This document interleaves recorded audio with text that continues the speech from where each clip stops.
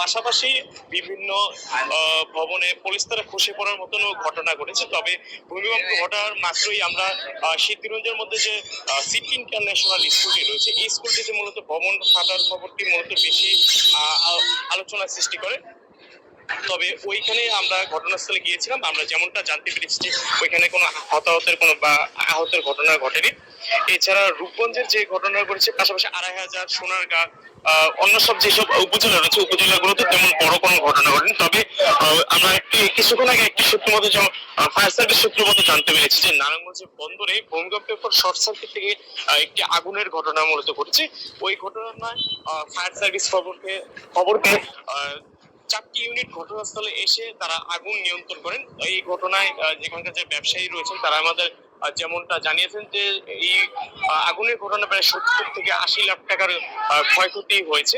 তবে সর্বশেষ যদি আগুনের বিষয়টি বলতে হয়, ফায়ার সার্ভিস থেকে আমাদের যেমনটা জানিয়েছে যে আগুন অনেকটাই এখন নিয়ন্ত্রণে চলছে, তাদের এখন ডাম্পিং এর কাজ চলছে। এই পাশাপাশি নারায়ণগঞ্জ আর কোথাও কোনো আগুনের ঘটনা পাশাপাশি আর তেমন কোনো আমরা বড় কোনো ঘটনা আমরা শুনতে পারিনি।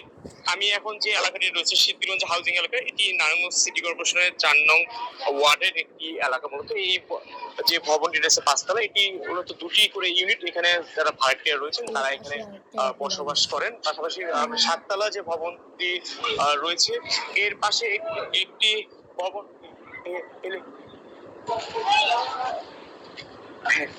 আমরা যেমনটা এই মাত্র পাওয়া খবর আমি যে ভবনটি রয়েছে, আমি এখন এখান থেকে মূলত বিদায় নেবো। এই ছিল মূলত সিদ্ধিরঞ্জের সর্বশেষ অবস্থা। আমি এখন ফিরবো ঢাকা মেডিকেল থেকে আমাদের যুক্ত রয়েছে শামীম হোসেন। আমরা ফিরবো ঢাকা মেডিকেলের শামীম আপনার কাছে ফিরবো।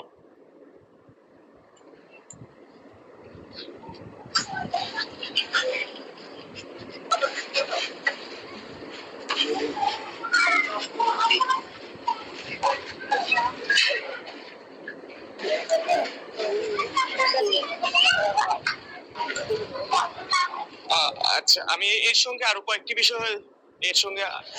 কয়েকটি বিষয় যুক্ত করতে চাই যে নারায়ণগঞ্জে সকাল আপনারা জানেন যে ১০টা ৩৮ মিনিটের দিকে মতো এই ভূমিকম্পের ঘটনা ঘটে। এই ঘটনার পর থেকেই নারায়ণগঞ্জের বিভিন্ন স্থান থেকেই ভবন হেলে পড়ার পাশাপাশি বিভিন্ন ধরনের ঘটনা আমরা শুনতে পাই।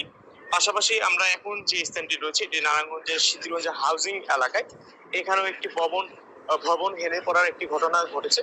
পাশাপাশি সকালের দিকে রূপগঞ্জে একটি দেয়াল ধসে এক শিশুর মৃত্যুর ঘটনা ঘটে। এই ঘটনায় আরো ৩ জন তারা ভর্তি রয়েছে। আমরা এই বিষয়ে নারায়ণগঞ্জ জেলা ফায়ার সার্ভিসের উপসহকারী পরিচালক আব্দুল আলা আরফিন রয়েছে, তিনি আমাদের যেমনটা জানিয়েছেন যে মূলত নারায়ণগঞ্জের বিভিন্ন স্থান থেকে তারা এসব ঘটনা তার খবর তারা পাচ্ছেন। তবে সুনির্দিষ্ট করে আসলে সর্বমোট আসলে কতটি এমন ঘটনা ঘটেছে তা নিশ্চিত করে তারা এখনো বলতে পারেনি।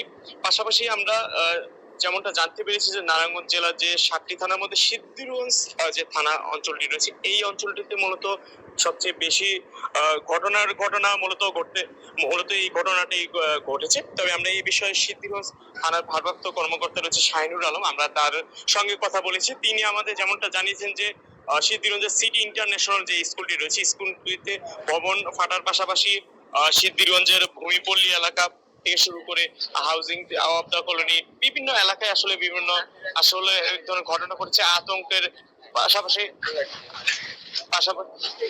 মূলত আদমজি ইপিজেডও আমরা শুনেছি যে কয়েকজন শ্রমিক হতাহতের ঘটনা সামান্য কিছু ঘটেছে।